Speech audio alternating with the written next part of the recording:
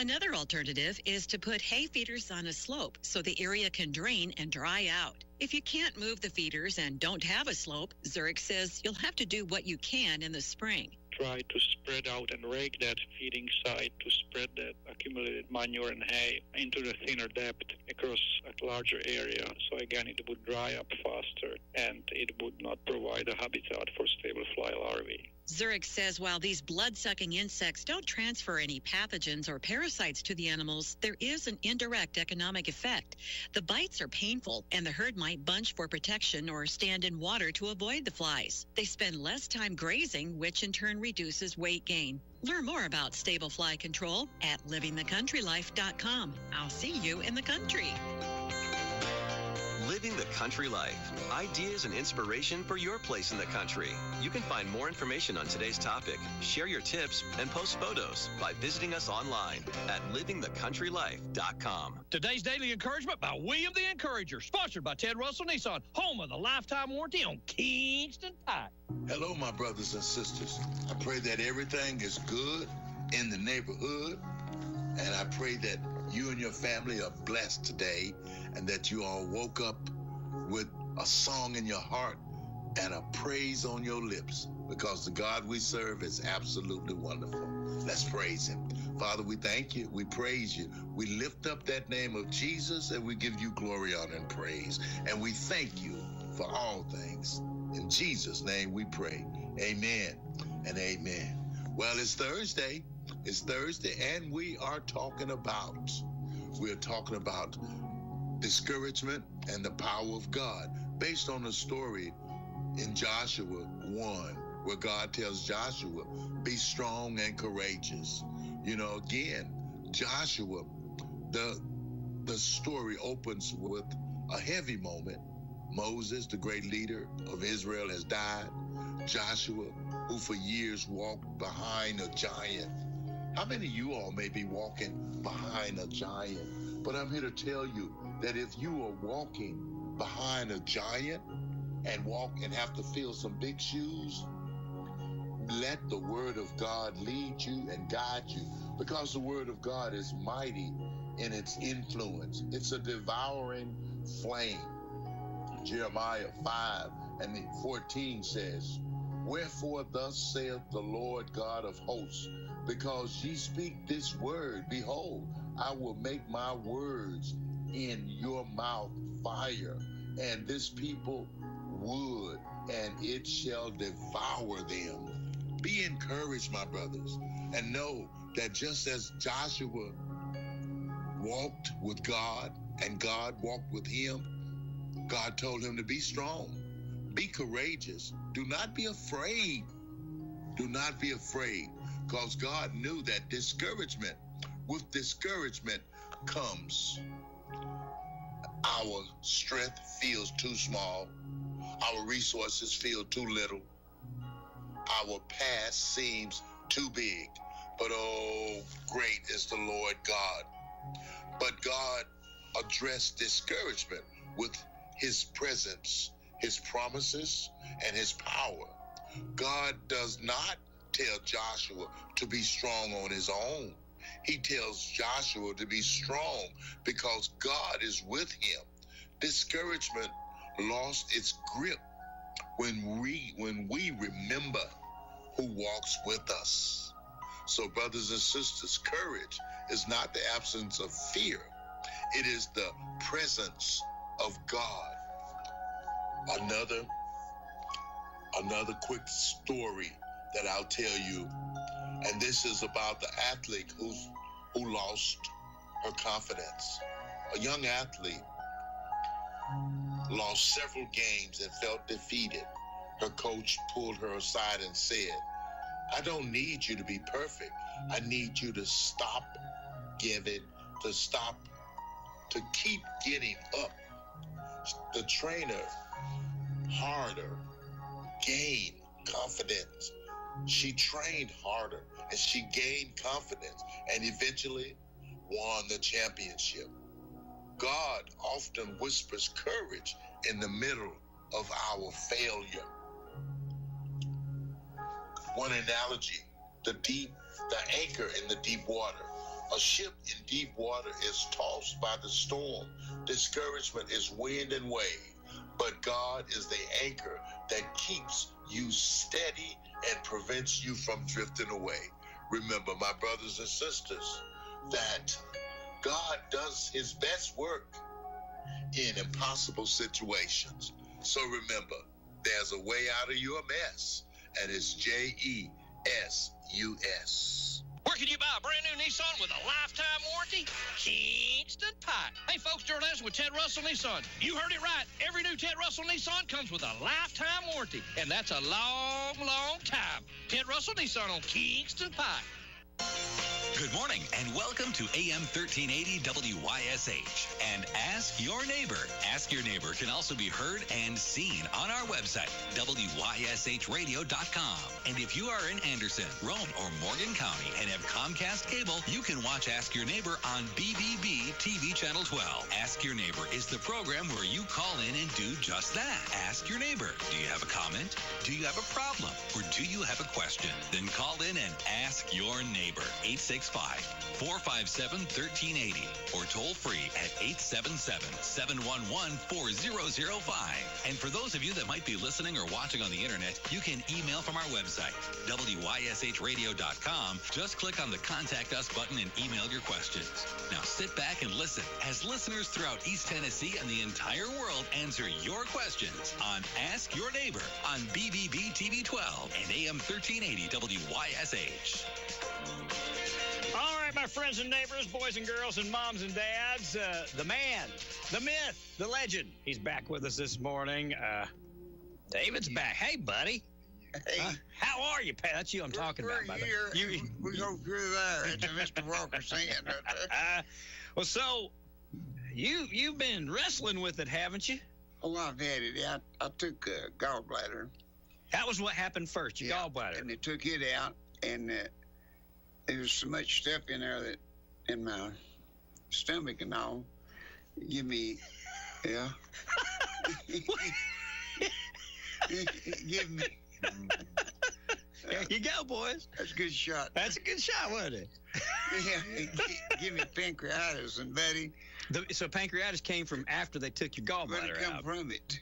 Oh, Lord. They were merged, and he thought it might not bother it because he said it was real bad up in there, but he thought it might be okay. But he said if you start running temperature, get to the hospital.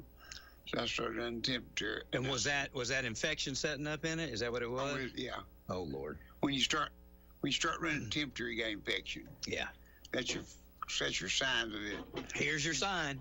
Infection sign of infection. And I was in there, and it was happened to be off days when everybody was off. And when they did, why, they couldn't. I needed a tube in there to drain it, and nobody could do it.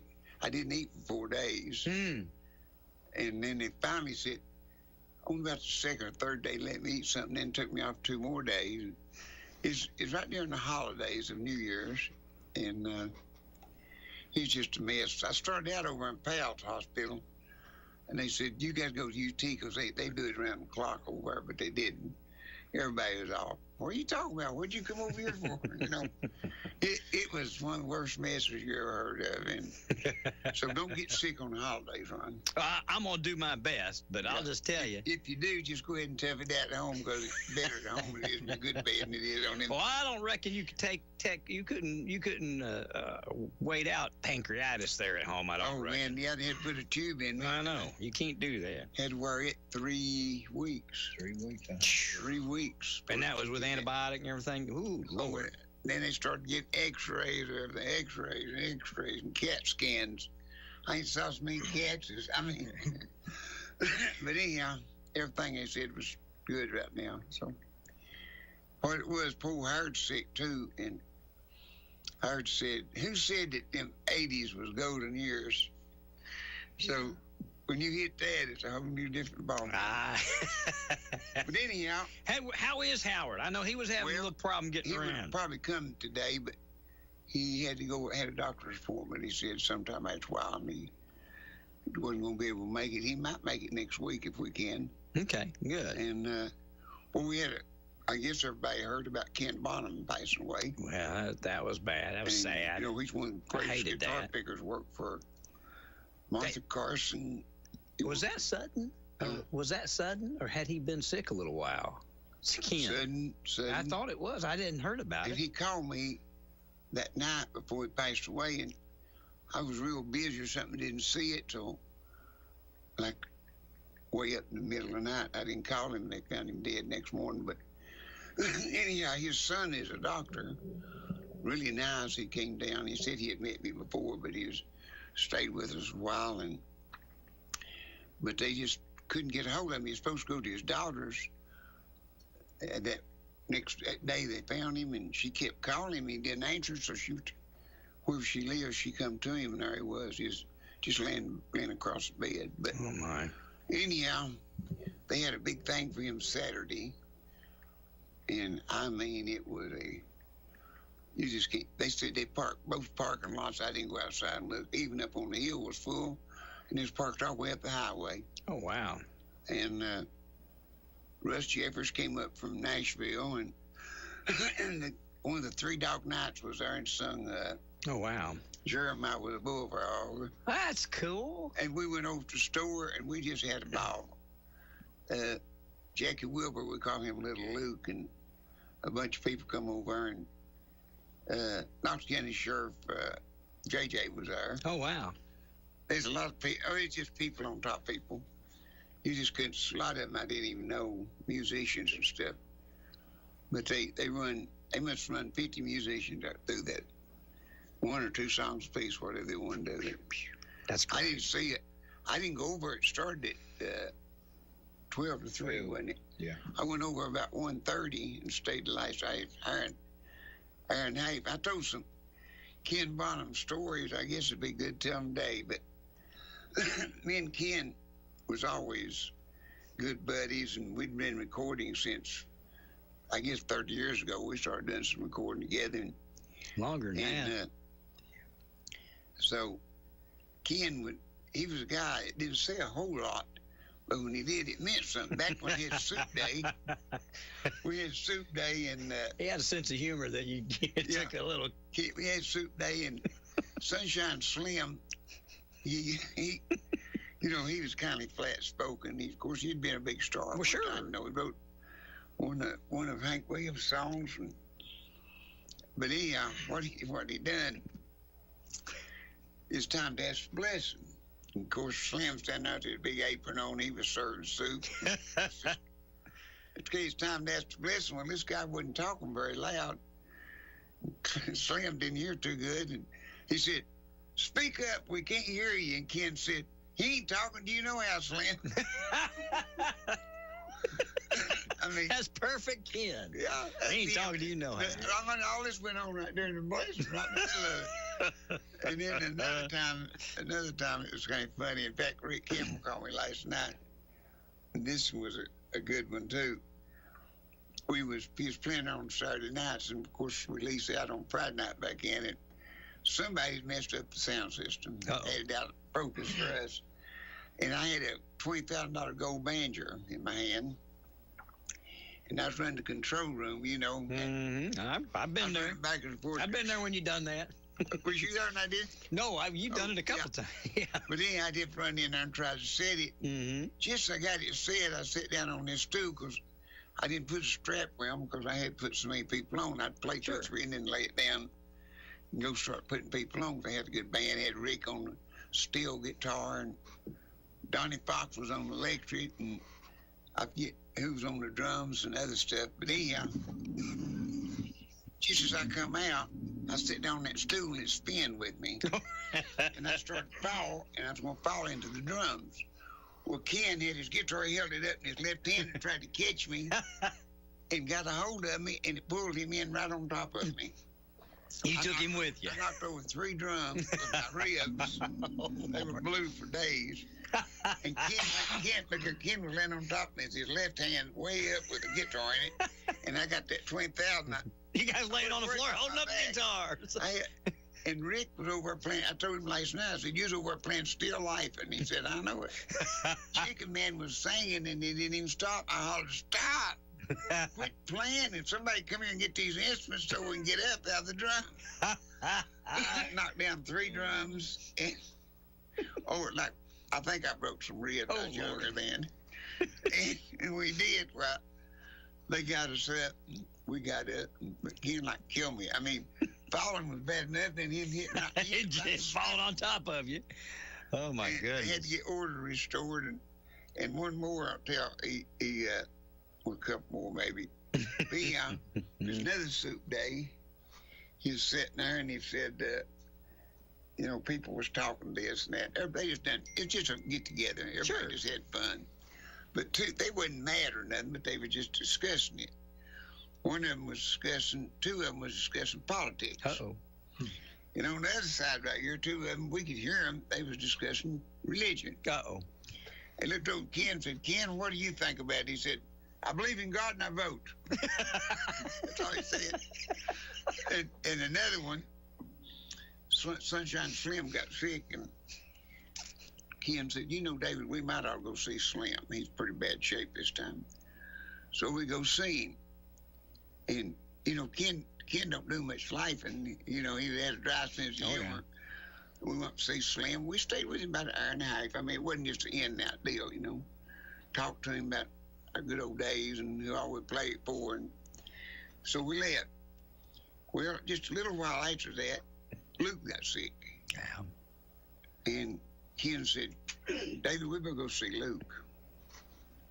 So, Sunshine died 2 weeks right after we was there exactly on the day. And so we go down to see Luke.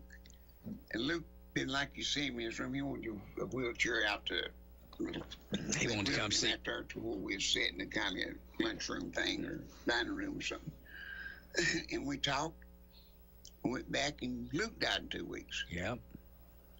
And Ken looked at me real dry, and he said, David, we're going to quit this visiting. It's not paying off. He said, it's not me and you next if we don't stop that. He always had some, he was just funny. And he said, I was introducing him over at Wild Wings, he started with Johnny Paycheck. They started as partners up north, and they was about to start dead, and they said, we got to split up. And Ken said, I'm going to Florida. I said, I know some people down there. I can get some picking down there. And Paycheck said, I don't know nobody, but I'm going to Nashville, he said. So they both, done. Paycheck made a big living, and Ken made a pretty good living. He did all right. And he worked, like I said, Martha Carson, Bill Carlisle, Jimmy Dickens, and Red Savine, and he wrote some of his songs. But I mean, you go back a couple of decades, and that's big star power right there. Oh yeah. So I got telling that on the microphone about who all he works with. I said, but now if you want to see him, turn on the Marshall Andy show. And when I got done, he called me over. He said, you know something? I said, what? Of all the stars I picked with, I'm going to go down in history as Marshall Andy's guitar picker. He sat there and studied about things like Ellie White. He studied it all out. He said, I'm going to go down in history. And then I guess they played one of me. I never did watch it, but I forget about it. But somebody said, I saw you the other day on the Marshall Andy show, me and Luke. Yeah. And I said, it had to be a long time. The rerun. But they got a lot of shows of me and Luke on there. Oh, Lord, yeah. Well, see, me and Luke and Marshall, we all did a CD, Tennessee 3, and we travel a lot, just the 3 of us. Oh, I know, you all picked all over the place. A lot of shows. Yeah. I'd get them and he'd get them, and Luke could get a few. And we'd go out, we'd go out and sell our CDs. Of course, I'd sell a fool out of it. Marshall would do pretty good. Yeah. And Luke would sell one. If he got one, he just stood there and talked to the guy. I said, hey, thank you, buddy. Here, next, And Luke said, I was running them through there, boy. I was getting $10. Oh, Luke was spending as much time as you wanted to spend talking. You got no Dennis Money said Davey can wait on 3 people, and all of them feel like they're first. Did you get a chance to talk to Dennis when his mom passed away? I know it. I was going to call him, and that's during that sickness. And, I tried to call him, and it went to voicemail. I didn't bother him no more. I need to call him because I was hoping he'd come down and see us, but I was too. Really, I was sick. Karen had double pneumonia, and it was. Yeah, I know Karen got sick too. Yeah. It wasn't just you; it was her. Boy, we went through it. Man, December, January was so fortunate. I didn't mean to pull you off track, Ken, talking about Ken, but that just hit me. I just crossed my mind with Dennis. Yeah. But, Dennis come up here. He calls me every now and then. Oh, yeah. But I figured he'd call me or come by. I was going to call him, and Graylin was going to come by, and his daddy called me, and he had the flu. And I didn't You didn't see want nobody know I was sick. You sick too. I was just in a bed or going to the doctor. It ain't no fun. I just go back and run all the tests and everything. I had so many tests, my hand was skin up here where they put needles in it. Lord. Yeah, they couldn't find them in my arm. I had so many of them started in my hand. But I guess we'll get over it someday. This week's been real good. I told you when you got here, you look good. Yeah. You look like you feel good. Yeah. I feel a lot better, and I'm thankful for all the prayers that I had a lot of people praying for me everywhere. Yeah. And I appreciate all that. And all the good people down through the years, people comes in and says, "Boy, I bought a Martin Mule here." I said, "I know you have paid a light bill." People like to hear good things about, they like people with a positive attitude. Absolutely. 100% positive. Absolutely. And Peppy Beaver called me one time and said, "How you doing, David?" I said, "Terrific." That's my word I'd use on the phone all the time. And he said, "I just love to call you. You don't tell me about a hard luck story. You tell me you cheer me up when you just answer the phone." People like to do business with people that are happy doing business. Yeah. It's just that. I was trying to tell him about selling yesterday. This boy works over. I said, he's got a bad habit. Well, you don't want that guitar. It don't play good. When we had those cheap guitars, you remember? Yeah, you don't. $29.95. And Luke would sell about 10 a day. I know, because he'd pick them. Made $5 a piece, see? And it's better for him to sell them than it was to try to sell somebody something they couldn't buy. Yep. And they come in and say, "We want one of them $29.95 guitars." They say, "Just a minute, I'll get you one there." And he tuned it up. Does just a little bit of Wildwood Flyer. Mm-hmm. Of course, he could raise strings. They was for kids to play with, not play. Yeah. And right here it is. He's up at $29.95. This gentleman right here that'd be lined up to cash register. And $29.95. This customer right here, put it back in the box. But next, Luke wouldn't even eat lunch. No, he'd be rolling and going. A bunch of pecans and where they got that good candy stuff on. Yeah. A pecan roll. He'd full of something and eat it. And go back there, and he could sell snow to Eskimo. I know he could. Well, when it come to music, all he had to do was pick it. Yeah. All he had to do was take it off the wall and pick it. And it made you believe you could do that. Oh, yeah, he played them unisensors. I never saw nobody play them things. Which ones? The looked like a guitar, but it was a synthesizer. No string, it had rubber spots on Yeah. it. I couldn't even get a tune out of one. Luke even sold them to a recording studio. I remember. He was so good at it, and oh man, they wasn't nothing like Luke, I tell you. He was trying to teach us, the boy that's selling now, some of those tricks. Yeah. Is that? Yeah, but see, I was telling this boy yesterday about sell what they want when they come in. Mm-hmm. I mean, don't tell a customer it ain't no good when he's telling somebody about a dobro, a professional. Yesterday, Saturday, said, "Oh, you don't want that." Said, and so the boy just left. Well, Monday, Anthony sold it to a guy that just loved it, and another one too. Yeah. Yeah. And Anthony's a real good salesman. Mm-hmm. Well, I mean, he makes you feel like it's your home, and he'll go home with you. Well, he's supposed to. Yeah, that's. I mean, he's good, but what it is when you sell, find out what the customer wants. Yeah. And try to get it for him. That's the moral of the story. If he walks in and says, "I believe I want something a little better than that," and take him to the next step. Yeah. First thing I say, "What price range do you want?" We got them from $29.95 to $10,000, $12,000 a piece. And some back in $20,000 a piece. Sure. And I don't want no $20,000. I'm thinking of something from $500 range. Well, don't take him to the $20,000 range. I take him over to the $500 range. Yeah. We got him in sections. See? Yeah. And he'd take something. And you sell him what he wants instead of telling him what he wants. You know, you treat them. You find out what they want. We had a salesman there one time, and he this guy said the two things he asked for. The guy said, "We ain't got it, but it ain't much good anyhow." And that guy looked kind of funny, and another guy's working for me. He said, "Well, come here, mister." He said, "Can I talk to you about what I want?" And he said, "Yeah." Did that guy there? He don't have nothing I want, and don't tell me what I can substitute for. And took him back there and sold him the guitar. Yeah, found something that was comparable to what he needed. I had Brother DeLette that owned that big church over on Dutch Valley. Mm-hmm. He come through the door one day and he said, "David, I want a 24-channel PV board." And I said, "Well, I don't have PV now. I have Sun and Trainer." Yeah. That's two brands I carried.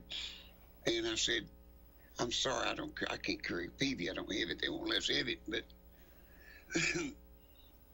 there are other places in your guy. No. He said, "This is not the deal. I want whatever you got to sell because I'm buying from you. If you tell me it's good, it's good." Yeah. I sold him a 32-channel board for about what he would pay for a 24. Yeah. The Trainer was just as good. Absolutely. Sun was just as good. You know, it was making a Fender. Yeah. And he kept it. He died. And he said, "Oh, that thing is really, really good." It did what it's supposed to do. Yeah. But I just told him up front I didn't have it. I said, "This is what I got." He said, "I'm not buying it because it's PV. I'm buying it because I want to buy it from you. You got something, ain't you, like that?" And I said, "Yeah, come on back here. I got something." And he bought stuff for me till he died. Yeah. Speakers, anything you wanted, microphones. Well, if it comes to that, he bought one of my A models. You converted him from music to a car. He bought one of my $1 A models. Lord. My first good one I ever had, he bought it. And I saw, this is kind of funny. He bought the A model, and it was 20 years went by, I guess, or 15, 20 years. And I was at the car show. I said, "That's my A model." At the car show. And this guy sitting there, and I said, "Buddy, I used to own this A model." He said, "No, you didn't. I got it somewhere." I said, "I did. I used to own this. I used to own this car right here." "How can you prove it?" I said, "You lay down in the seat and look up under the dash, and you'll see the knife which scratched June, I believe it was 6th, 1931. It must have been when they bought it. It was 31 A model. And he laid down and he said, "That's what it says." I said, "I know it." I was laying down working on the dash light and I saw it there. And I said, "Somebody scratched it up there a long time ago." Wow. He said, "Man, that's the same car, ain't it?" I said, "Yeah, I owned it." I said, "I drove it." And it had a real nice steering wheel. And I said, "My daddy bought me that steering wheel for my birthday." Wow. I still got the old one and I put it on there. That's cool. It was a good car. I had it all over the country. We went everywhere. And what kind of car was it? A model. A Model A, okay. They made 4 years, 28, 29, 30, and 31. There's 4 cylinders. In 29, Chevrolet came out with a 6-cylinder. And Buddy, Ford said 8. well, first off, he wouldn't change tall. He said that T-model was the only car that's going to ever be on the road. It was the greatest thing ever been. You had to drive it with your feet, all your brakes and clutches and floors. He didn't have a transmission. He had bands. And then after that, Chevy got started giving him a run for his money. He started had to do something. He put a transmission. He made 4. Well, when Chevrolet come out the 29, B model was a 50 horsepower motor. That's big, wasn't it? Yeah. 50 horsepower, even in a ton-and-a-half truck. Yeah. It's a 50 horsepower motor. And that's one of the biggest trucks on the road in 1932. Wow. And he saw he went to do something because they had that 6-cylinder and it's eating him up as fast. Yeah. And he took and bolted 2 4-cylinders together some way and tested it. And in a half year of 32, he come out with V8. Half year, and then from then on, his V8 They're 33 forward, 34 forward, like that. He was a smart cookie, wasn't he? And one thing he did, Dodge was ahead of everybody. They had the fuel pump first. They had hydraulic brakes first. And they come out, 28 or 9 hydraulic brakes, I believe. I think it was. It's way early. Yeah. I had a 31. They had them, and, I believe it's 28. If I ain't mistaken, I'm not 100% right on that. I'll be right in there. You can look at, they had a 10-year patent on it. It had 30 acres, 48. Yeah. Made it 10-year. And nobody couldn't use it. For 10 years. So Chevrolet had to have rod brakes in 35. Ford still had them in 35 because my daddy owned it, 35 Chevrolet. Yeah. So I bought 36s identically, but it's got hydraulic brakes. So Chevrolet could paint better than anybody else, they said. I read articles on this. And he traded the paint deal to Chrysler for their hydraulic brakes. So he got them in 36. Oh, wow. Ford waited till the 10 years run out before they put them on. He said he wasn't buying nothing from nobody. And trading, wasn't going to swap, trade, or what? He just waited. Finally, in time of war, he was trying to buck, and his wife told him, said, it's time you turned over to the boys. And he got mad, but he did, and opened him up a cat wood shop where he done a lot of woodwork. Really? Yeah. I didn't know that. Yeah. Ford did? Yeah, Ford, Henry. Yeah, I didn't know that. Yeah, the boys took over. See, one of the boys was named Edsel, and they named Edsel after him. I remember that. But his wife told him, said, you're getting too old to run things, and you got to move with time, Mama wanted him home, I reckon. See, Ford was a independent company. Yeah. For a long time. The Depression started. And he had acres of Fords. He had Fords everywhere. But nobody couldn't buy them. He had no money. Yeah. So he had to sell stock. That's when he started selling stock during the Depression. And this woman bought up lots of it. And, of course, quick as the Depression over, he started rolling, getting rid of them cars. Oh, Lord. He tried to buy it back, and she wouldn't sell them. So then had a lot of stock. I'd say she's okay today. So probably her family, too. She'd be about like that woman that wrote Happy Birthday. That's the most sung song in the world. And her family keeps it up to date. Yeah. Good for them. I mean, it's good work if you can get it. If you can invent the right thing, you can be rich for the rest of your life, wouldn't you? I mean, I'll tell you. Oh, goodness. Yeah. I thought of something. I think I've told this, but I've told it the last few days. People just got a big bang out of it. Speaking of Ken and me falling through the drums, I told a story about Donnie Fox, and they had a Friday night show there. That Russell boy over in Clinton, and a bunch of them, and there's a cat got up on the roof, started meowing. They had kittens, and it was kind of coming through the PA. And I said, I got this because I just did it for security, kind of, and I said, this old tall, slim boy, he's one of them that 6'2" and weighed about 160 pounds. This old man said you could give him a grape drink, turn him sideways, and read him like a thermometer. He said there's a guy tall like him, said he had them long legs, that he was running, and this dog was after him, so he stopped and helped one of his legs up. And the dog sniffed up there and thought he'd climb a tree. That's one of them guys I took up on the roof, and I said, now listen, whatever you do, the front part was plywood. I said, don't step off this plywood now. That's just a ceiling board out there. You go down the audience. And, of course, he got for a hand of cats back, and he stepped backwards on them thing. And he was facing the highway when he did. He turned around a wheel, and he went through the ceiling, and two befores caught him, one on each side. And there he hung with them two befores under his arm, and his whole body and his feet, and all the insulation come raining down. All over the drums and all over the bass player. And Donnie Fox started playing, Here Comes Santa Claus, Here Comes. Did he? Hey, and look here. I'm looking down through this big old hole, knocked a whole big old hole out. We still got a piece. We just passed it because it's going to be history.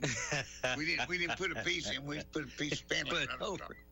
We didn't want, that's something you can always tell a story on. But anyhow, I looked down through the hole. I said, well, listen, two of you are going to have to get his feet and push him back up. He can't get up. I mean, they just have fun, and that poor boy hanging up about to kill himself, skinny his sides, you know. Oh, they got him up and pushed him up. And, of course, I got talking about skinny his sides. I got to tell you one about that. We was building the barn in 1966, and we had one of them old-timey concrete mixers, you know, it's on sled runners like you saw them. Mm-hmm. And this electric belonged to my uncle, and you could put that concrete in there and plug it up. It had an electric motor on it and stir it. Yeah. No, we had that. We'd been doing some bathrooms or something. We built that barn. And when we did, we need to move it outside to pour some concrete. So we picked it up and got it up on a concrete block. Because we couldn't pick it straight up off the ground, but we wheeled it up on this block where we could pick up. Yeah. Well, I picked it up, and this boy didn't have no shirt on. I had a shirt. And he picked it up. And when we got outside, we couldn't set it down. I mean, we're just tuckered out. And I said, somebody help us. Well, this old man went over to the boy that had no shirt and grabbed his side. He said, now we'll go down. Well, when it had to go down, and he caught it right on his belly and took it all off. Oh! Oh, Lord. Yeah. You can see 1,000 little beads of blood sticking out. Stop. In it. Yeah. Oh, it looked bad. And Daddy said, boy, that's dangerous. You better put something on that. He went in there and got some rubbing alcohol. Oh, my goodness. A long thing. Daddy thought alcohol cured everything. He died. At that time, there's a no swinging bridge across the creek. Uh-huh. And Daddy took that rubbing alcohol, a big handful, and splashed it on there. That boy jumped about 2 foot in the air. Yeah! He come up, and he went... Straight in the creek? Oh, he went across that bridge in his big hay field up there. He went through the hay, and that guy said, you better run him down. I don't know what happened. I'm going to rub him down. He'll stand out there, tears in his eyes. Oh, he ran out, you know. I got him, brought him back down, and they greased him up, I guess.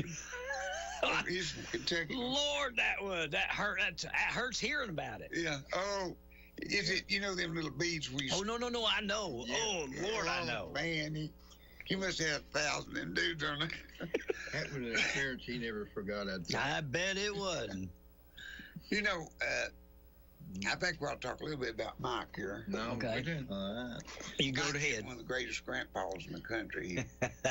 He worked for Huber. And he picked up nuts and bolts and everything, and he had drawers of them.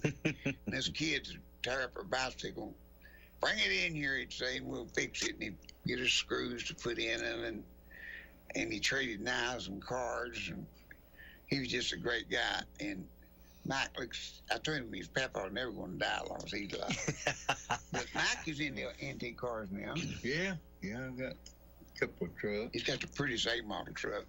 Got access to 2 or 3 more. Yeah, I was getting ready to say, he keeps you busy with his, too. He got mine just today. Sir, I never drive one. I say, get him out and run them. Yeah. But he's a real top-notch mechanic on them old cars, babe. Yeah. It's hard to find people who work on them old ones. Yeah.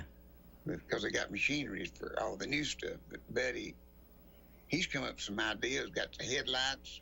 He got on the internet and found the headlights to make them real bright. LEDs putting in 36 A-model both. Do they make them to fit now so that you can replace them? Yeah. They're aftermarket parts? The 36 truck and the A-model had like a bulb. Mm-hmm. And they make a LED bulb. To replace? They would replace that bulb. That's cool. And you got a real good set of lights. I just replaced mine in my truck with LEDs here a while back. It's a big difference. Big difference. Biggest thing, people don't want to readjust their headlights after they put them in, and if they set too high, they'll blind you. Then they blind everybody. You know? Yeah, you got to set them accordingly to where they won't. But I hate to have to go with this new stuff. I ain't much on it, but that old stuff I enjoy it. I understand that all the new stuff is so difficult. Yeah, to work on and stuff. You just can't. You can't shade tree mechanic new stuff anymore. No, and half the time you take it to the dealer, and they have to hook it up, and it tell them 4 or 5 things, and they have to swap parts till they get the right one. Yeah. You know, and It's a brave new world. You need a computer to get through it, evidently. So we belong to A-Model Club, too. He's a member of A-Model Club. That's good. We used to play a lot of parties for him. Barney was supposed to be here today. I don't know what's happening. He hadn't sent me anything, so I don't know. He called me and said he'd be here today. I'll check on him, make sure he's all right, make sure he's kicking. He's probably forgot. He probably forgot us. Yeah. But we got, you've done some good jobs on them old 42. 42's hard to find. Yeah. Yeah. Yeah, we got the A out, me and the wife did Saturday and drove it. It's pretty, so. That's cool. We got it out Saturday and went for a ride. About 50 miles or so. Just get out and hit the back roads. That's fun. It's fun driving things. A lot of enjoyment. When I was younger, we that was a thing. I haven't. When I was young and first started driving, you get out and just drive. Yeah. And I've done it. Tracy and I have been together for 6 years, and one time we just got out. We took the top out of the vet and just got out and went for a ride. But that's probably the only time I've done it, and I can't remember. I used to get out and do it all the time, just on Sunday afternoon, ride up to Middlesboro, you know what I mean, or something, or go ride around, go back up to, go through the Townsend Way and come around through and smoke. I've done that. Yeah.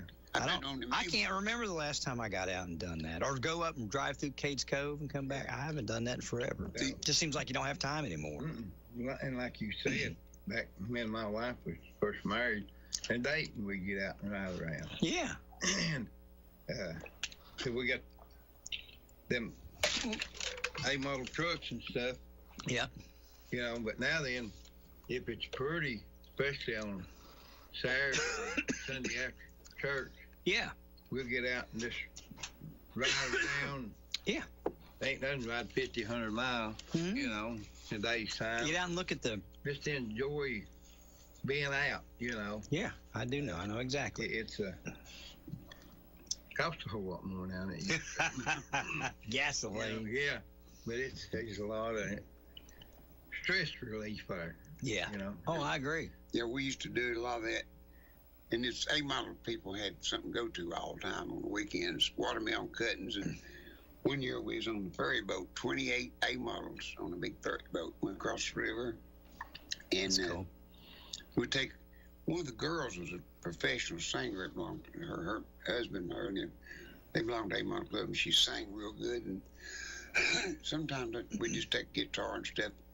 But then they got to having them big A-model reunions, and they had several of them in Tennessee.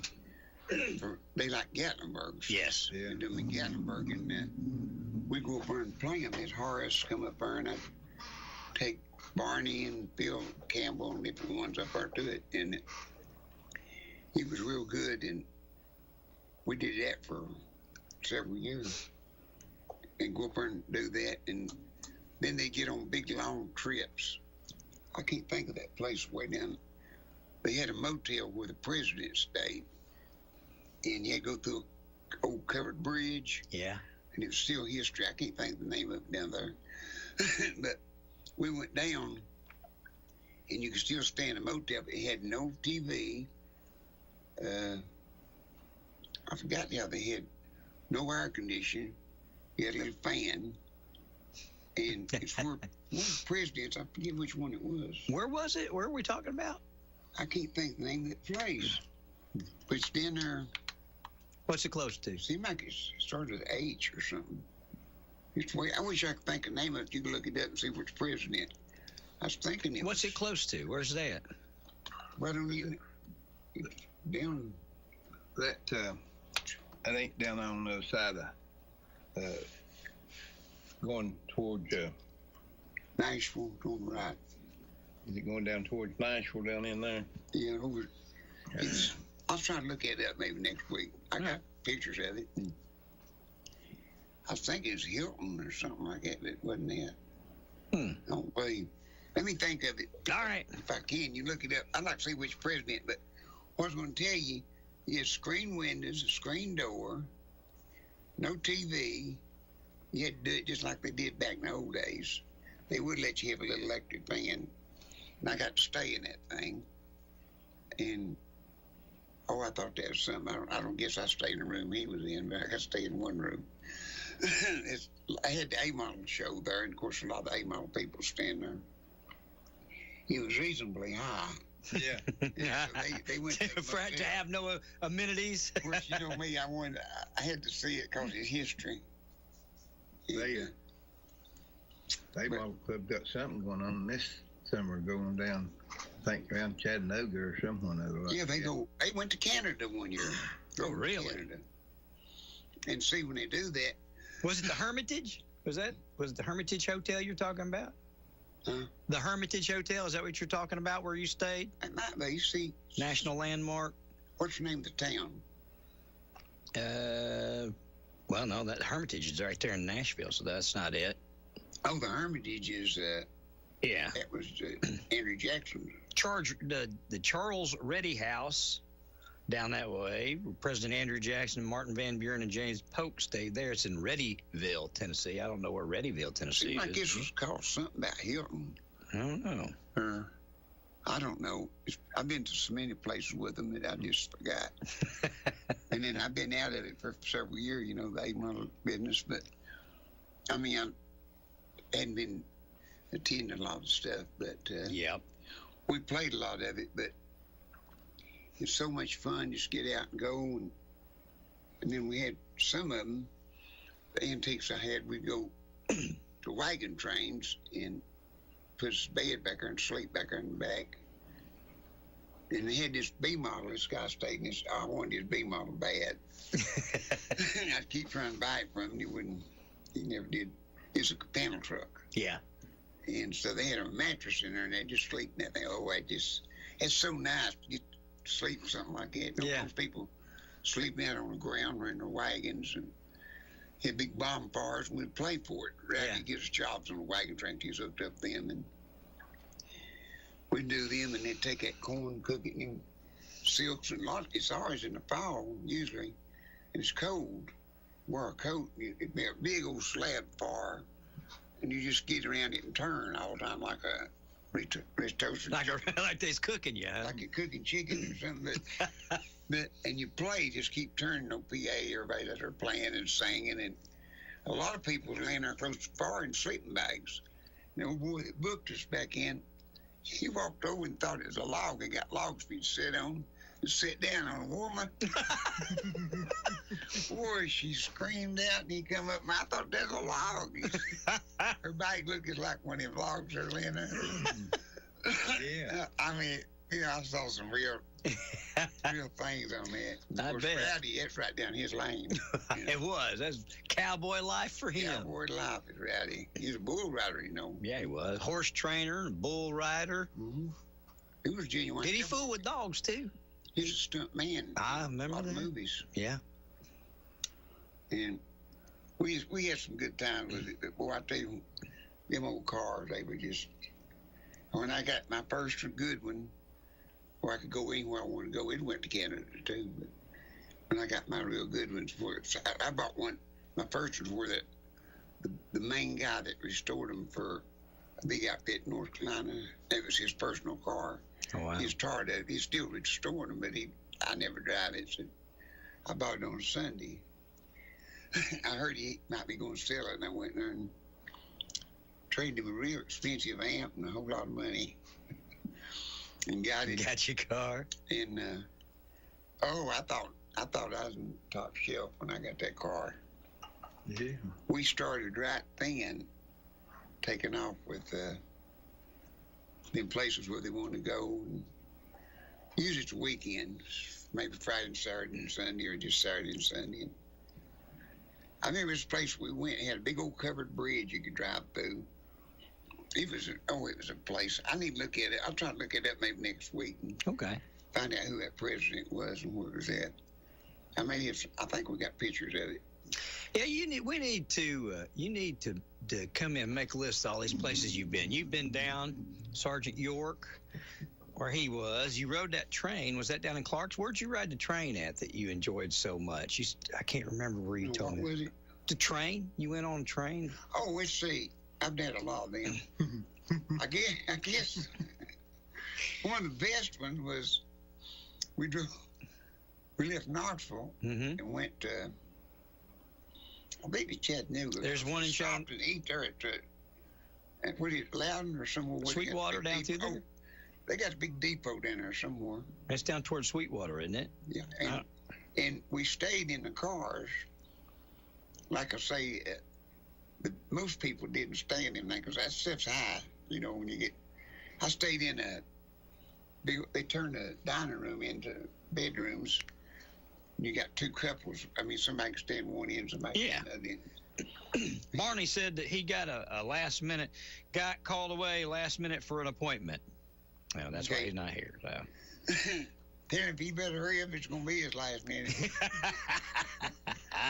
Tell him if he gets knitted off, come over and we might go get something to eat. That's why. But I saw where the one down toward Chattanooga, and it takes you down into Georgia and brings you back. I saw that when I was thinking about doing that. I think it's 4 hours, you know? Oh, I took them. But this was a steam engine, the real McCoy. Oh, wow. Get those cinders out. And you go back through there.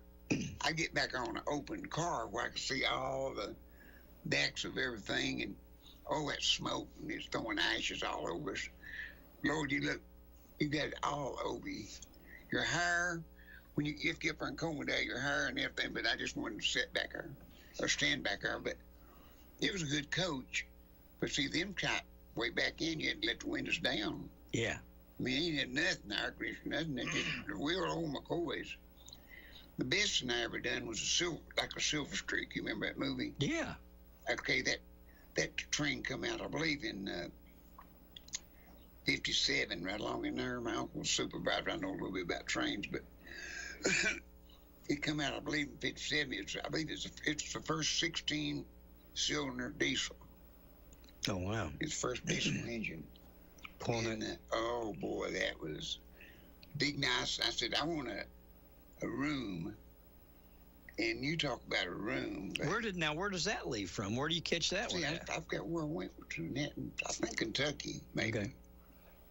Maybe I went Kentucky. And I might went back down through there, but I like to ride different trains. But I got on this thing, and you had a bed, and then you could pull another bed down from the top. You had two beds in there. And if you had a couple that y'all want to visit, you just undo a door and you go into another room. But we didn't have nobody, just, take it. I didn't know I wanted much, but no problem, nobody. But look at this. You take your shoes off and set them over there, and a little trap door under your bed, and they reach in and get your shoes and polish them and bring them back and leave them a tip. Really? And I said, this train is supposed to have a bathroom on it and a sink and everything. I don't know what's going on here. There ain't nothing but a bed and a big fancy chair. And I got looking around, and I pulled the back down of that chair. Well, when I did, it was a sink in the back of that chair. There's a big mirror up there, and I said, well, that looks pretty good. I said, give me an idea. I said, put me a chair sink in. Chair sink. Well, I said, well, where's the bathroom? So I set the back up, pull the bottom up, and there's a commode. You're sitting on the commode with chair top on it. And when you use the bathroom, it goes out right on the ground. You see rocks and stuff. Well, and they got a sign up, please don't use the bathroom where we're stopped in town. But now who can hold it till you get to another thing? I don't reckon. But I mean, nobody's gonna see it nowhere. Hit the ground, and I love it. And you had water, good warm water. They ran it something. I guess. How long was the ride? How long? It was I guess day and night, but we stayed on it. Oh, okay. I forgot. So many of them I rode, and I got on one, and they had us in a big room, just trying to get us. They had sold us a roomette. They call them roomettes in. Yeah. And I said, here. And they said, well, you're supposed to get a roomette. And I said, I know it. And they put us in here with all these people. And about that time, the chair broke. I fell out the floor. And, they's in there. Do you hurt? You hurt? You hurt? And I said, no. But I would like to get my roomette. Boy, they got me one in a hurry then. What I was going to tell you, on this steam engine, they had maybe a couple of doctors on it. Because you get cinders in your eyes, and they have to go take you back there and get them out. Oh, Lord. You know, but people just want to go back there, and it was an open car. Yeah. See, you know, open up. It was a scenic. Yeah, so you go back there and see a lot. Those days, people rode in them back there like that, and they didn't pay attention to it. Oh, man. You just start worshiping because you get to the motel. I bet. Because you got stuff, you got those cinders all over you and soot, and boy, it's something. It's something to go on them long trips and see the backs of going to town. Yeah. And you'll see the front of it. Usually it runs in the back of it. And see all them buildings from the back. You don't even know where you at. That's amazing, isn't it? I've been to several places over in Kentucky and Nashville, North Carolina, all up in there, and way over in North Carolina, and all the way down Georgia to Georgia and south. And I've been, in fact, a few years ago, they tried to hire me to do a show in a casino in Washington State, Silverdale, I believe it was. Silverdale. Yeah. And they were going to furnish me Amtrak out there. I had to go somewhere to catch it. And Amtrak would take me out there because I said I always wanted to ride one, but never did. And it's paying me so much, I could get several $1,000s to come and give me a motel. Yeah. Because the motel was tied in with the big country music show. But I didn't take it, you know. I've done so many of them places and stuff. 300 shows a year, Ron, you're getting sick of it. I understand. If you cooked hamburgers well, I started when I was 21. I get it. Playing music for a living. I get it. And see, the only difference for me and the rest of them, quick as the show was over, and they got their money, they sit there and drink and gamble. And they said, Betty, John Bell said this one time, said, if you talk to David, you better talk to him while the show's going on. Because when it's done, he's gone. He gets that money, he's gone. Yep. At the door. Gone to the next thing. To me, it's just a job. It is a job, you know. You know, it's just a if job. you don't take it as a job, you'll never make a living at it. No. You know, you might piddle. That's what I told Grayson the first show, or one of his shows. I remember it's down at the Ford store. Yeah, and he said, his grandma said, oh, no. I said, no, you got to teach him now if he's going to make a living doing this. Takes money to do it. That's right. And, you know, the good Lord blessed me to make a good living playing music. Yeah. And I got investing it in property and stuff. And it's all his. Turned it into a pretty good living, haven't you? I've done pretty good. Just like everybody else, like Daddy says, what you eat and where and stay, that's all you got in. That's true. If it's big or little. He says it's like snow. It's just a half an inch or it's 2 foot. It's still snow. So and she says whatever you use. And it's about as consistent as snow. It don't stay forever. No. What you use is all you really got. See it. And you know, I tell everybody I've been blessed, but it all belongs to him, and absolutely. I try to do the right things with it. But at the best, we won't never be too good. So no. But I'll tell you what, the shape we're in right now, people against people. I don't understand it. Churches. I don't understand it. I had the sheriff here yesterday. We was talking about it. Democrat, Republican, and I voted mostly Democrat. But it's Democrat, Republican. And they went in churches, and I put a stop to that. That's 2-4. I agree. Crossing the line's bad, but when you get 2-4 across the line, well, then it's time to make a change. Well, I think they saw they got away with what they're doing to the police officers out in the street. Why not do it to the Christians in the church? Next thing they'll do, they'll come in with guns blazing. Watch and see. Watch and see. Everywhere. They'll come in your house. Yeah, if you're not liberal like they are, they'll come in and shoot you. They already did the president and Charlie Kirk. Who's next? Yeah.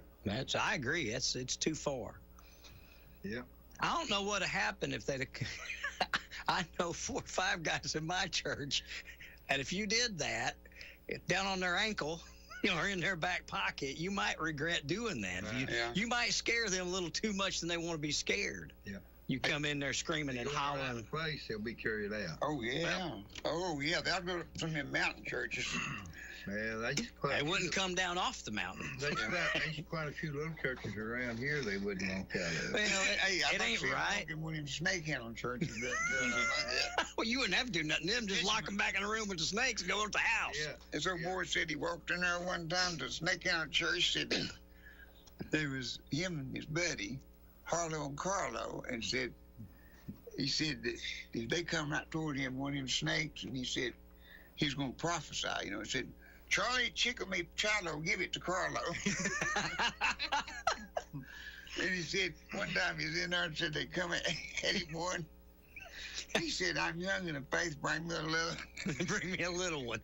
It's funny to me, talking about them things we talk about, but I believe it passed them around, and dudes coming in and started making up their singing because they serious about their show, their sermon and their food. The food, boy, I went to a big me and John Rice serving and some congressman, I forgot his name. He raised buffalo. You talk about good food. I've never in my life eaten such good food. Never. Mama's cooking or anybody. They had buffalo with that odd juice on it. Mm-hmm. I thought it was beef. And I said, boy, this is the best roast I ever eaten. And I said, it ought to be buffalo.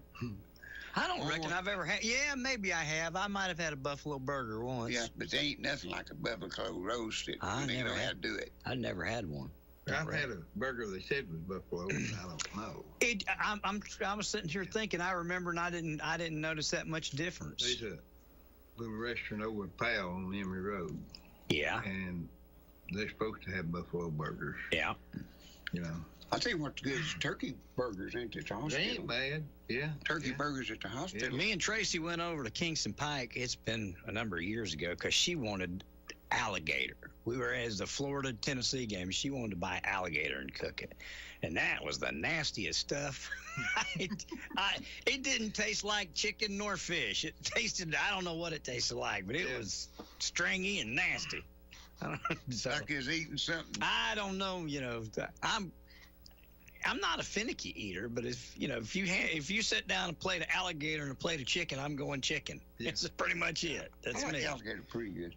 But it's like old boy said, his wife said, they said, boy, this is pretty good. What is it? She said, I don't know. It's flying around here yesterday. and her husband said, well, it might be an eagle. Oh, you get them old tiny people like to say stuff. We went to Kentucky.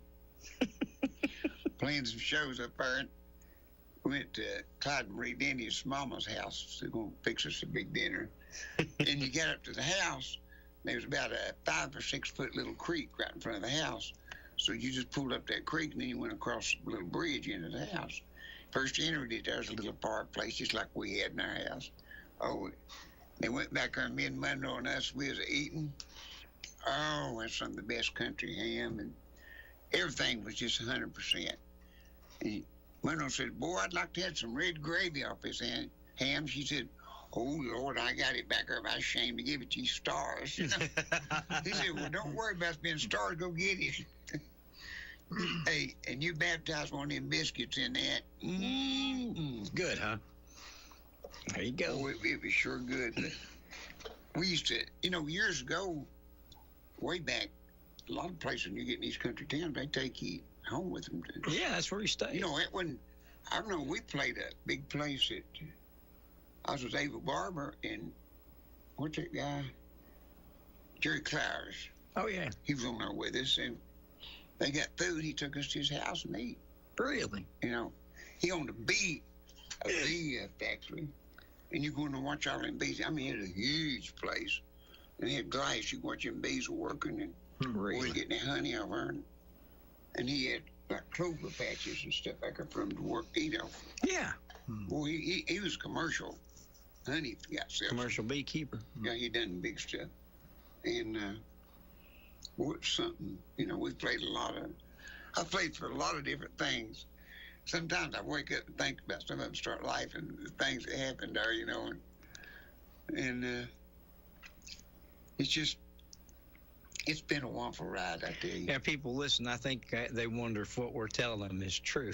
It's true. Yeah. Well, I had a lot of. Yeah. I had a lot of fun, and I was so fortunate to play with groups that didn't fight and scratch and get drunk. And one of them Buster, good Christian people. I was them 8 years. No, it's just so good. Like I tell you, we'd play 3 shows a day at these big supermarkets and like Piggly Wiggly's and Gas Walker and up to Virginia. We just take off through there and play 3 towns a day. Yeah. Stay out a week. And they had pancakes and good old sausage and milk and coffee and Aunt Jemima pancakes. Oh, yeah. And they feed the whole town. And, it's just so nice and pleasant. And to get to see people, we'd pick an hour and then we'd have to move to another town. Yeah. They'd go ahead of us with a stage, and then we'd have 3 or 4 hours off, and then they'd come for cooking. We'd have lunch, breakfast, and supper. Yeah, see, those days are long gone. You tried to do that now, they'd arrest you because you didn't have a permit to serve food or play outside. And, I mean, we've gotten so... I was telling them about that. And they come over one time about a concession stand, and they turned me, some guy didn't like me, he turned me down for a little, back in there, screen doors, have air conditioning. Had a little bitty hole in the screen. He turned me down on that. And so I told him, I said, I've been on these festivals when they're cooking beans and stuff out in the pot, big old kettle, and they're stirring it right there. And I said, me and Luke got a big old bowl of beans, and a fly come in there and used the bathroom on my beans as he come through. I was going to make it sound bad. He kind of clammed down a little bit then, But his dad, as Fred said, that Glory Bell would go, I hope she ain't listening. I don't know who she is now. It's okay if she is. Okay. Yep, and said Glory Bell would go and take a sandwich with her. Yeah. She'd pack sandwiches, and then she'd go to the restaurant, and she'd take a tea bag. And she'd say, could you bring me a cup of hot water, please? And then she'd use all their cream and sugar and all that stuff. And he said she was so tight. He said she bought a new pair of shoes and wore the boxes for 2 weeks. You know how Fred went, where the boxes? He said, that's the way you do it. And he said she went in this restaurant, ordered a bowl of soup. Everybody was excited over it. She bought a bowl of soup, and said a fly jumped in it. She grabbed it by the wings and picked it up and said, spit it out. It took Fred to tell him stories. Yeah. He can make them up. He can just walk in where he walked in and tell stories that it just puts you to life. I mean, Alan Collins said, well, he don't have to meet. He talks funny. He was just funny. Just listen to his voice. We played that one year. Don Calhoun called me and he said that Mr. Hammer had been real sick, and said, we asked him what did he want for Christmas, and he said, for his party. And he said, I'd like to have Red and Fred. So Fred was overseas, and so Fred was with Boots Randolph. Yeah. And he said, can you get either one of them? And I said, yeah, I'll get Fred and dress him up for him. And we got Fred, and he dressed up in his garb. And then we went over, Mr. Epson had the art shop over at that time. Yeah. He made a name tag 4 foot long. Around his neck, it said to Mr. Hammer from Santa Claus. And after we played a little bit, Mr. Hammer had no idea he was there. He was going to be there. And we took a little break, and here he come out. Hello, how do it? I said, how do? He said, Santa Claus sends me. And I'm supposed to play for Mr. Hammer. And boy, he stood there 30 minutes and done comedy with his big name tag on. He was good. He was good. And he tells some funny stories. He said that this guy was 95-year-old. And he went to the doctor, and the doctor said, boy, you're in good shape, Uncle Joe. And he said, well, I'm fixing to get married. And he said, that's the reason I'm getting a physical. And he said, well, how old are you? He said, 95. I said, well, how old's the bride? And he said, she's 35. He said, I don't know about that, Uncle Joe. He said, you're in pretty good shape, but you might need you a boarder to help you around the house. And he said, well, okay. That's a good idea. So he went back 6 months later, and he said, how's married life, Uncle Joe? He said, real good. Said, how's your wife? Said, she's pregnant. Said, we're going to have a baby. I said, how's that border? Said, she's pregnant too. I thought Uncle Joe was in better shape than I thought he was. Uncle Joe evidently can get around. I thought that was cute. They told it at the big shows. I think maybe the operator told it one night too. Fred would ride him, and then he'd get him there and tell him. But he could just, Fred could just make comedy of anything. Yeah. Oh, he's just so funny. I brought something fake come out dinner one day. He said something, and I said, that's worse than a hog under an acorn tree. And Fred said, now, if you get them acorns too high, you're going to hold them hogs so they can get Oh, he was just... And he always had something to say, and it was always funny. Yeah, Red and Fred was a class act, you know. Oh, yeah. But they couldn't hardly make it big together. And Red went bluegrass, and Fred went comedy.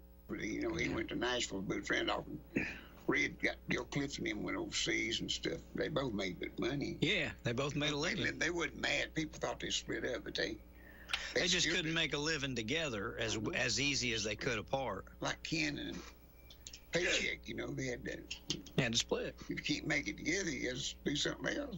You got to eat, ain't you? Man's got to eat somehow. But, you know, some of the things that we've done at places we've been, and I remember I was playing at Washington, D.C. for 1 million people, they estimated, 1982, and we had 2 buses.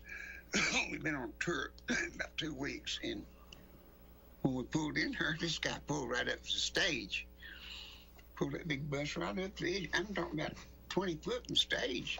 They just let him pull in there. I guess they thought he was an extra, but he wasn't. He went to the next morning. And I got off the bus, and down here, I hadn't saw people. You know, if there's 50 people sitting there smoking grass, well, they'd lock you up. Mm-hmm. And I got off the bus, and boy, it was boiling in there. It looked like it had a forest fire. And there's a big cop standing there, one of them great big guys, one had big cops. And some black ones, some white, they was carried big sticks, and some of them on horses. And I said, "What are they smoking pot?" He said, "Yeah." Yep. I said, "They know where I come from. That's illegal." He said, "Well, it's illegal here, son, but let me tell you something." He said, "Let me talk to you, man." He said, "Do you see that crowd?" Mm-hmm. We estimated $1 million. That's how come I thought it was $1 million, because he said that. We've estimated for $1 million people at Fort all over with that big, all that little river and that big statue and everything. Oh, you look, and he said, we estimate 1 million people out there. He said, now, we try, if they starts fighting, getting ready to stop it before it breaks out all over, we can do nothing with it. Yeah. He said, if we start arresting people, where we put them? We don't have no building to hold 1 million people. No jails. Yeah. What are we going to do with them? He said, we just looked mean and carried a big stick, and they had to ruffle. Try to keep the peace, right? Try to keep peace. He said, now, if 2 of them people are starting fighting, I'd run around quick and bulldog it and try to stop them. And I'd step back. Yeah. Don't interfere with the show. Get them out if I could. He said, that's why they're riding the horses all the way around. And I'm on this post right here at the stage, he said. I said, okay, I guess I understand it now. But anyhow, that guy cooked on it bus. He was a wealthy guy from Arkansas. And he grew a lot of stuff and had big steaks and he had cattle. What's his name? The computer Bob Kirby. Bob, yeah, Bob. You've had him here. Bob's been here he was here a couple times before he passed away. Oh yeah. You know, he was over at some of the first computer things in Knoxville. Yeah, he sure He had the first one. He could play music on them things. Fog him out and break down. He had stuff. He knew computers before computers were out. Yeah, you're right. He thought me and Luke could play anywhere. So he called me and said, I need a Nashville band. And I was afraid to stick my neck out because they might not even show up. Yeah. And I said, I just wouldn't recommend them to you, Bob. I said, what about me and Luke putting the band? He said, Lord, that's what I want. I didn't think you'd do it. I said, yeah, we ain't doing that right now. We're going to do it. We done the whole tour with him. Yeah. Work respect and different people. It's about closing time here. Yeah, whatever you want to do. Like David said, when does show start? I said, whenever you want. Your name's on it. So we'll stop and start when you say. Yeah. I just push the buttons and giggle. Yeah, we always have a good time on your. And what's so interesting is, just about everywhere I go, somebody mentioned, are you going to be back on TV, or I watch you on TV? Sometimes I think people don't believe it when I tell them that, I haven't subscribed to the radio ratings in a couple of years because it's just so expensive. It's about $60,000 a year just to see the information see. But when I did, and we did for 2 decades, I paid that for 20 years.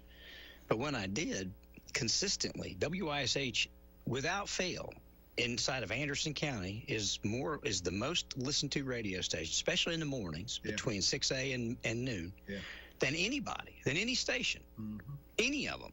I mean, any you go out to your car and push the button, and every single radio station you hear, more people listen to this station than any of those. So, and it's been like that I can go back and trace on and off since 1990 when I got here, I started tracking it, started subscribing. So I don't think people believe it until I talk about them. Then they believe it. And look how many people that can't get out or don't get out. Well, sure.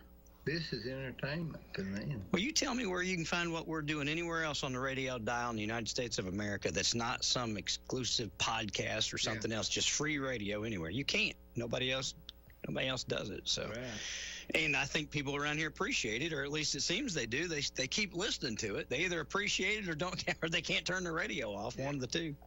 And I won't mention the name, but there's a restaurant that plays on Sunday the gospel from this. Oh, yeah. From WYSH or from Merle, our gospel from WYSH. That's great. Oh, that's good. That's good. You go in, sat down, ate lunch, and that's what you hear. I love it. I love it. You have to tell me who they are before you go. I'll tell them so I can tell them thank you or give them a shout out. Well, I'll tell you what, Merle is more like back in the old days, Big Jim Hess and stuff like that. Yes, and that's what we were going for. When I built it, the only real thing I had two big country music stations that I had experience with pattern Merle after. One of them was KNIX, owned by Buck Owens, that I worked for out in Phoenix, and that was the largest radio station in the United States of America at the time. It was, Lord have mercy, the money that man made. He made far more money in radio than he ever made in music. Far more, hundreds of millions. In fact, I think he sold that one radio station for almost $500 million, $400 some odd million for one station. But that said, that station and then WIVK. And so I think Merle has pretty much solidified its place as that here in Knoxville. After 20 years, we're celebrating 20 years. It's one of the top tier stations in all of Knoxville. We're always up in the top. I've had these corporations that are over there wanting to buy it. We're going through right now. They're trying to relax regulations so that you can own more stations. I've already had somebody reach out that said, if they do, will you be interested in selling? I said, nah, not yet. I gotta wait till all my boys are old enough to tell me whether or not they want to do it, and then I'll let you know. Because if they don't, there'll come a day when I'm 90 or 100, I want to sell. But not today. I got a ways to go. And you get a lot of history off Broadway. Oh, Lord, yeah. Yeah. Absolutely. I didn't listen to them because they dig out some pretty good stuff. Yeah. Oh, yeah. Jerry Broadway's his name, and he's good at that. They do good over there. I like some of their history they dig up. We got very lucky. I'll tell this story. This has been years ago. This has been about going on 6 years ago. Maybe 6.5, 7. But anyhow, I ain't got nothing to plug today, but I'm just off right now. I'm just... You off kilter a little bit? I'm quit, but I got a call from a lot of people who listen to him on Facebook, internet, and all. Noah Peters. Oh, he was in town here. We need to get him. He came and bought a guitar from Anthony. I wish I'd have known. We need to get him up here, and if nothing else, I'll record him up here.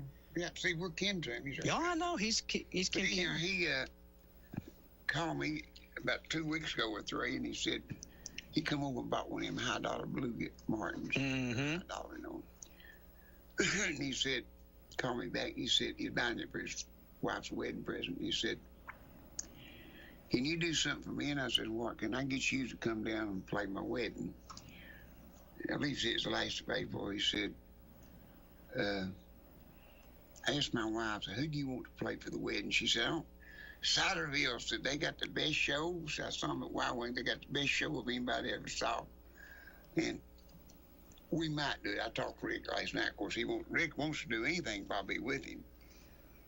He don't do nothing. I tried to get him to take everything over. I can't do it, David. He said, "I don't think like you. I can't think fast." But see, Rick he's remembered a lot of it and does it good, I think. But he said, "You just think of extra things to put in there that makes it fit." But I can read my audience before we start picking. Well, that's you know what? And that's just from years of being able to do it. You know what I mean? You've done it so many times. You can look out and know what's going to happen before it happens. You know? I can look at their face and see what, if they ain't paying me no attention, but they'll clap quiet down usually when I talk. But yeah. Anyhow, I told Rick, I said, he gets up and says the very same things that I say. he says I could walk out on stage and say, "David won't be with us." He said, "Everybody's happy. David ain't gonna be here tonight." And he says, like a more proper face. He said it's different, but I don't know. I might go do this wedding. I'm trying not to do anymore. I turned down a good another day, but I've heard this, David. Well, I'm just for 37 years now, 36 years. He's been slowing down since the day I met him. I'm going to slow down. I'm cutting. Well, now, I remember you had all those music stores and everything else going then. I remember when you, not we. Stores and 3 big stores. And then we had the barn. We was doing 2 shows a night, 2 nights a week, or at least Friday and Saturday, and then Saturday for Buddy on radio. We had a good song out of there. I heard him on Merle Gentry. Who? Gentry, Montgomery? Montgomery Gentry. When he come by there, wasn't he the one to come by? It was Troy Gentry and Eddie Montgomery Gentry. Oh yeah. Eddie's still out doing the Montgomery Gentry show, even though Troy's passed away. But yeah. That's pretty. Well, we've had a bunch of good ones in there. Chet, Kitty Wells. We've had people in there we didn't know. Bobby Wright's McHale's Navy, you know. Well, you think about what's it, not Darryl Worley. What's his name up in Middlesboro that did good? Atkins, Rodney Atkins. We've had him. He was on at Ciderville, and I remember he was here. Mm-hmm. I've told this story before, but Rodney was here, and he had a CD. It was pretty professionally done. You know, it was before he signed with anybody in Nashville or anything. He brought it, and the CD sounded good, right? And then he sat there and sang, and he didn't. It didn't sound like the CD. And I remember he came out to Ciderville, and I told somebody, I said, "Bless his heart, I don't know who put all that money in that CD, but he's got a ways to go. He's not that good." And then you turn around, there he is, all over the place. And did good. He's done real good. But it's amazing who all's been through there. There's probably been people been through there we didn't even know been through there because they weren't going yet, like Rodney, you know. You know, I've had some really big stars from Nashville just come sitting down and just listen to us. Well, Lord, yeah. Just sit there. I didn't know Darryl Putz was there. He was Joe Stampley's guitar picker for years. Oh, yeah. They said, "David, Darryl Putz sitting back there." Well, you just think about all the people that you've got to see and talk to. Joe Diffie, Hank Jr. I mean, just Brenda think about Carter. Brenda Carter worked for you or worked with you forever. Brenda Carter picked for me for 2 or 3 years. Did you ever do any? She come. I believe she's 15 and she went to George. Did you all ever do anything with George when Brenda was out with her? Because I know she was out. Her and her dad both. Her dad drove bus for her because she was so young. But did you ever do anything with them? Well, they just, some little stuff. But they just kind of, she faded out. She said she couldn't handle it. Yeah, some people can't. It's hard. It's not an easy life, is it? At all. They tried to get me to go with her. See, if I'd went with her, she'd stayed in it. But she said that he come over and had them all loaded up, ready to go to wherever it meant, Wisconsin, where they make cheese. He said, "Well, you go on a tour with us?" I was a bottling buster. I had to quit them, and I studied back, and I said, "I don't know. I'm sitting out there in the front selling watermelons. That little watermelons at that little cabin where I lived later, but it opened in front of it and we sold watermelons." I said, he said, Brenda said, "David, she has to open up for George and Tammy, and we had to have a front man." Said, "You was the best sheriff saw." Said, "If you'd go, she'd just stay with it forever, you know, as long as you was there." Well, it should be comfortable, too. Said, "You go out and pick with us and let us put on a good show and then introduce George." And Tammy said, he said, "Of all the people," she said, "Well, who do you want?" She said, "I want David West." That he's the best that I know of. And it made me feel good. Well, sure. But, you know, it's a harder life. I had it pretty easy with all the people I worked with, you know. They had limousines or buses or... Well, Bonnell and Buster used to have accommodations, hotel rooms when you go, and food. Yeah, that's nice. That's not always the way it works when you're out on the road. Every night, worked with Jim Walter Rich. Yeah. Stayed at Holiday Inn. You know, back then, Holiday Inn was the best restaurant in town. Yeah. It was rated the best restaurant around. Yep. And see, he owned a lot of stock in Holiday Inn. That's where he preferred you to stay if you could. Sure. Sometimes you couldn't, but we stayed at WYSH Inn one night, too. WYSH Inn. Ain't that something? I never heard of WYSH Inn. Oh, that's big. Where's WYSH Inn at? It's in Virginia. Oh, that was back in the old days. That was a place. WYSH Inn was. Woo! Really? Big old kitchen. They had a stove years over, I guess, where they cooked for all them people. They cooked real food, and we eat there. Boy, it's good. And there's some presidents, I think, stayed there, and a lot of big people. Where's it at? Is it in Tennessee? It's in Virginia. Virginia. Why is Virginia? I was getting ready to say, why is Virginia? See, we played like three towns there, Wise and Norton and probably Abington that day, and then stopped there and eat. And, oh, man, I just got to see so many things. I played everywhere I wanted to but one. Where's Wheeling, the one? West Virginia. Wheeling? You've never played Wheeling? Had it lined up and it snowed or something. Because we was coming down the road and Bonnie Lou said, "If you had to play one place that you've missed, what would you want to play?" And I said, I used to listen to it so much, WWVA, Wheeling, West Virginia. She looked at Buster and said, "Buster," she said, "we're supposed to play there in 2 weeks." And I thought sure I was going to get to. That's where the guy come out that had "Here Come Peter Cottontail." Really? It's his only song. And Jim Holt worked there, guys on Cass Walker's later. Mm-hmm. He worked there for a while, and he said that poor guy didn't have no hit songs out but Peter Cottontail. Here comes Peter Cottontail. And for New Year's Eve, they say, "Do Peter Cottontail." New Year's and Christmas shows. Everywhere he done, he had to do Peter Cottontail. Boy, it was a big hit, wasn't it? The Inn at Wise in Virginia is still open. It is. It says it is. It says a historic hotel located in Wise, Virginia, Southwest Virginia, not far from the University of Virginia College. They probably restored it. Known for its history, charm, and classic Southern hospitality. There you go. Hey, good night. I think it was closed a long time ago. It says it's still there. Yeah. There you go. There's your road trip, Dave. Yeah. Well, get for a stay one. Go for an eat. Does it say anything about food? It didn't say anything about food. Just said about that. So I guess it's a museum now. You can go to it. I don't know. I don't know either. It wasn't a museum now, sir. But anyhow, it's been a good run, I say.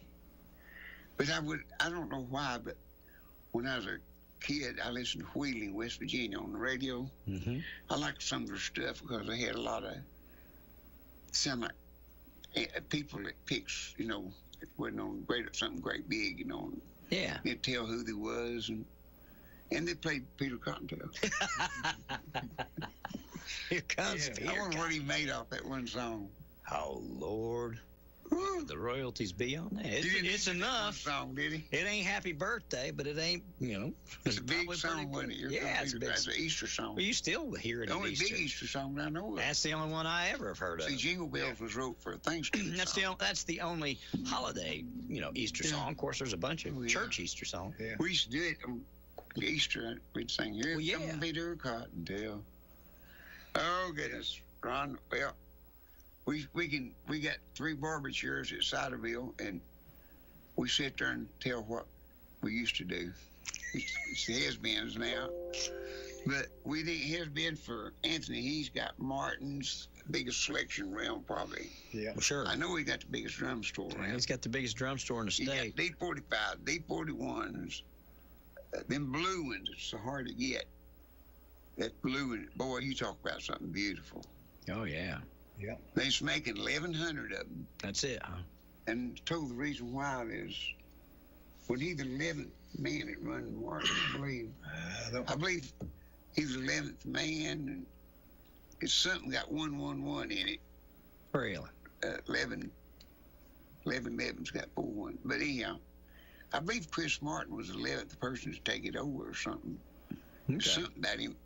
Something special about 11, so they've made 1,100 of them. Yeah. We'll make 1,100 of them. We got 2 left, I think, so you won't want to go real quick. That's one thing. You put those things up, but he gain value. Got a big selection of Gretsch and Fender and Martin's galore. Yeah. But he's moving them. It's hard for him to keep up or keep them in stock. Good. That's a good problem to have. He's just selling them, and see, he takes you on outside and takes a picture and puts you on the internet. Yep. And buddy, I mean, it's really going good. Good. And of course, Anthony's got it all now, one end or the other. If you don't have a party or something, call him in the barn. They had that big on Saturday, man. It was big. You had the food catered in. White Wings brought the food in. There you go. You don't go to them pick, they come to you, huh? Yeah. But anyhow, I better get off here. Yeah. Get over and see if he sold any Martins today. Well, hopefully he has. And Sammy says he's planning to be here next Thursday. So hopefully all be well, and we'll all be here bright-eyed and bushy-tailed next week. Hey, tell him if you ain't come get us, we'll just go with him. Yeah, that works. All right, gang, we'll call it a day. Back with more here on WYSH. Stay tuned. Thank you for listening to AM 1380 WYSH and Ask Your Neighbor. Make sure you tune in at 10 a.m. each day, Monday through Friday, right here on AM 1380 WYSH and BBB TV 12. Or listen live online at WYSHradio.com. And remember, if you have a question, comment, or problem, call in tomorrow and ask your